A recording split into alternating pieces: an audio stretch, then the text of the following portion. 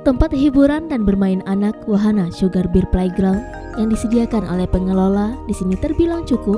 Ada permainan perosotan dan mandi bola trampolin dan komedi putar, dan masih banyak lagi yang bisa didapati dari wahana yang satu ini. Dari segi tiket masuk, para ibu tidak usah takut. Di wahana yang satu ini, tiket masuknya sangat terjangkau.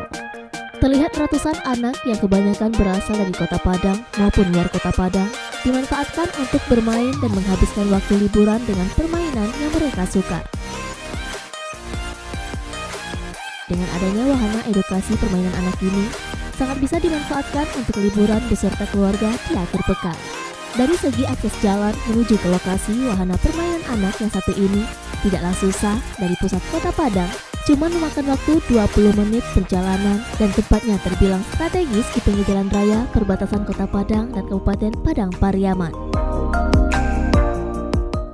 Hai friend, hari ini telah dibuka kembali Chip Waterpark yang sudah lama selama COVID tidak buka, tidak ada permainan.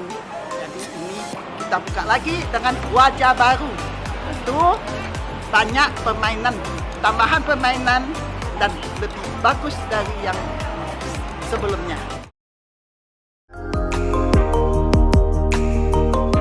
Dari Padang, Sumatera Barat, Tim Liputan iNews melaporkan.